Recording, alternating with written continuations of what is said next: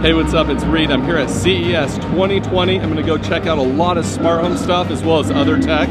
So sit back and relax. We're going to move quickly and let's go check it out. The idea of charging a device from across the room seems like a futuristic concept. Well, Guru was showing a prototype that was actually doing that exact thing. With their little receiver installed in a device, it's strong enough to charge a phone using their millimeter wave technology. I couldn't help but think of all the wireless smart home sensors and devices that it could potentially charge. Before you comment saying that it's going to give you cancer, Guru says it won't since it uses radio frequencies already in the air. So just go ahead, install it in your house, and comment down below if you're still alive in the future. Resideo gave us a sneak peek at some of their new thermostats available later this year. The M5 Classic has a retro look, while the M5 has a clean, modern design that can display info on compatible devices like their new air quality monitor. They both look amazing, but I love the M5 Classic's retro look. That little center light looks awesome and actually changes colors if you're cooling, heating, or if the system is idle. This modular robot lets you rebuild it again and again into different things. It's launching on Kickstarter soon, and it's designed to teach kids STEM concepts. What a cool way to learn! I mean, what could go wrong? Seriously though, if this thing gets kids excited to learn and play with robots, it's a winner. I've heard a lot about Whiz bulbs because they make inexpensive smart lights. They have a new RF remote called the Wizmo. Yeah, that's its real name. It uses RF to control the lights, which is common to find in light strips, but not bulbs. They also have a new motion sensor, outlet, and light strips. But my favorite thing they showcased is new tunable filament bulbs.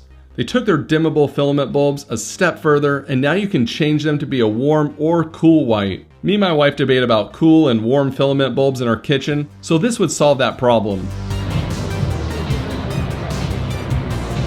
Eufy recently released a 2K doorbell that got great Amazon reviews because it doesn't have monthly fees and has local storage. At CES, Eufy announced a battery version of the same doorbell. It's slightly larger and comes in a white or black option. I'll be testing out this doorbell very soon. This is a new robot called Lucy that uses an onboard camera to detect and avoid objects. The 3D vision of objects was pretty impressive, but it requires the cloud for the camera to work. I don't think I'd feel comfortable with a camera filming everything around my house and going to the cloud. This is coming from someone who has over a dozen microphones listening in my house right now. CES was littered with amazing TVs and displays everywhere I looked. Samsung went big this year, like really big. Every year the wall gets bigger, and I'm pretty sure Trump is jealous on how huge this wall is. Samsung's booth had a lot of interesting devices. It even had someone there that I think I recognize. Samsung had on display their adaptive picture technology. Other TVs can only adjust based on ambient light in the room, but this one also analyzes the scene on the TV when adjusting the brightness. Their new TVs also rotate for vertical video, which definitely seems unnecessary. Of course, Samsung had other really cool smart home stuff, which I'll come back to in just a minute. Just when you think you've seen it all, a smart potato shows up at CES. If you want a good laugh, check out their Indiegogo page. These guys are pretty funny at making fun of so many things that are now smart. Speaking of which, Kohler announced a new shower head with a smart speaker. It's called Moxie, and you can get it with or without Alexa built inside. What's cool is you can remove the speaker and attach it again since it's magnetic. It charges with pins so it stays waterproof. The price isn't too terrible, and it looks much more elegant than the Bluetooth speaker in my shower. There were quite a few smart locks at CES, including several that worked with fingerprints. I really like the look of this Halo Touch fingerprint lock by Kwikset. It stores up to 100 fingerprints locally. This style of lock is getting more popular, and I just tried one out in my Back to the Future 2 video. Lockly Vision was another door lock that stood out because not only does it have a fingerprint sensor, but it now has a 720p camera. I was impressed by the low latency of the video feed. It has two-way voice and records video to a micro SD card. The lock runs on 4 AA batteries, and they claim 8 months of battery even with the camera. I'm very skeptical of that number, but only time will tell when I get my hands on it this year. Hachi Infinite is a new projector that turns any table into a touchscreen, and it's surprisingly responsive. It has Android 9, so you can run apps and basically use it as a big tablet. Hachi Infinite adds AI functions for fitness, education, and cooking. It also adds Alexa commands and a brighter and bigger projection than previous version, up to 120 inches.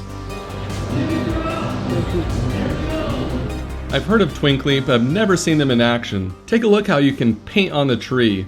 It's very responsive and has programmed settings, or you can design it yourself. If you like smart lights, definitely check out the links to Twinkly in the description so you can put these lights on your Christmas tree or anywhere. Wi-Fi 6 is here, and there was a decent amount of companies showing off their Wi-Fi 6 routers. We checked out TP-Link's mesh Wi-Fi 6 routers. They had some that were really fast and extremely fast. Wi-Fi 6 helps speed up all your Wi-Fi devices in your house. It also has improved power efficiency, allowing device connections to sleep to extend battery life. I'm excited to see how this will impact smart home devices in the future. This is a unique toy for kids. It's like a little stuffed animal with a screen for a face. Turns out it's just a cover for a 7 to 9 inch tablet that you can put in there. Apparently it doesn't like how I normally interact with stuffed animals. I think it's a little overpriced, but it's a cool concept. If you want your kids to hug and love their tablet even more. Wait, do I want that to happen? For all of you SmartThings users, Samsung announced a few new products, although there isn't any pricing or availability yet. First is the Galaxy Home Mini. Samsung is still trying to get into the smart speaker game, but with a twist. This has an IR blaster so it can control TVs and receivers. They also showed a 360-degree camera and the Vision, which we're still waiting on. Samsung also created Bali. I think the amount of time that they spent thinking of the name is how long this product will last at Samsung. It's an interesting idea though. Basically a smart assistant with a camera that rolls around your house and finds messes for other robots to clean up. If you have a messy house, get ready for a little BB-8 full of guilt trips. Homey is a smart hub that's popular in Europe, and it's finally making its way to the US this year. It has a really slick UI for the app, and they make it easy to add complex automations. It might give SmartThings a run for its money, and I'm excited to try it out. Hue announced 3 outdoor lights that are coming to the US. One is a bigger light called the Lily XL. It's much brighter for lighting up something like a tree. There's also a pier which shines a light up and down. Lastly, the iconic path light. There's a new recessed downlight that can change colors, which was announced the day we met with Hue in their suite, which was pretty awesome. Hue also showed off some updates coming to their sync box. You can turn it on or off and change the inputs with your voice assistant or your TV's IR remote. Creating water from thin air seems impossible, but WaterGen is doing it all over the world and it's making a real difference. Jenny is their household size that makes up 8 gallons of water per day, and it's coming to the US. It's not cheap, but what it does is amazing. Everything is purified, and man, I could tell. That water tasted so clean and exciting. If you have different brands of security cameras, you may want this. It's a camera hub that lets you monitor IP cameras away from home, while keeping the storage local with 1 terabyte of onboard storage, but you can also add more. Besides local storage, the other big draw is more advanced notifications and controlling multiple cameras in one app, which gives options like desktop access to Wisecams. 2 cameras are free for all the features, and if you want more, it's $60 per year. We've seen Echo Auto in our cars, but EVA Connect is different. It's a phone mount and wireless charger with Alexa built inside. Like their other mounts, it has a motion sensor and robotic arms, so when you line your phone up, the arms automatically open. I was impressed on how high quality it looks. They partnered with Amazon, so it uses all the same features as Echo Auto, which I've used for a while and it works pretty good. They also announced a 2K dash cam. It comes with a button that you can press to save the last 3 minutes and future 1 minute, or just say Alexa record that. This makes it easier to access the recording so you don't have to sort through all the footage. Brilliant was showing a motion dimmer switch that helps extend your Brilliant control panels using Bluetooth for a more affordable price. You can tap it for scenes or swipe to dim the lights. The motion sensor and the dimmer can not only control the physical light, but also many other smart light brands as well. Brilliant continues to expand their compatibility by pushing updates every 2 weeks, which has been really impressive. There were a few robotic arms doing some cooking from LG and Samsung. Samsung had little claws that could pick things up like a knife and chop up food. Wait, are we thinking of letting robots handle knives in our house? While the cooking arms aren't available anytime soon, the Julia by Cooking Pal comes out later this year. It can weigh, chop, knead, and cook. The chef followed steps on the hub, which is an Android tablet that comes with the Julia. This looked easy to use and even cleans itself afterwards if you put in some dish soap. CE by GE announced a bunch of new devices. They have a smart Wi-Fi light switch that doesn't require a neutral wire, as well as wireless light switches that can attach to your wall or on an existing light switch mount. They also have a motion sensor, and I was impressed with the design since it's very flexible and also flat on the bottom to sit on a shelf. There's also a remote that controls the lights, smart outlets, or devices connected to the CE by GE app. There were other smart lights at CES like Yeelight, who has a new bedside lamp which can wirelessly charge your phone. There's also Nanoleaf, who has a new hub and wants to be more like Nest Learning but for lights. Plus this interesting shaped bulb.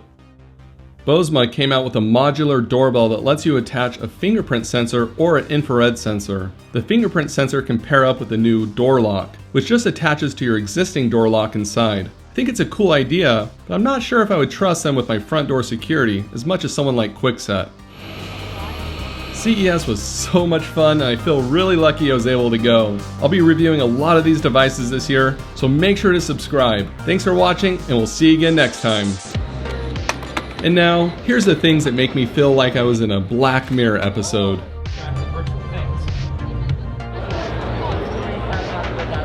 Hi, I'm Erica.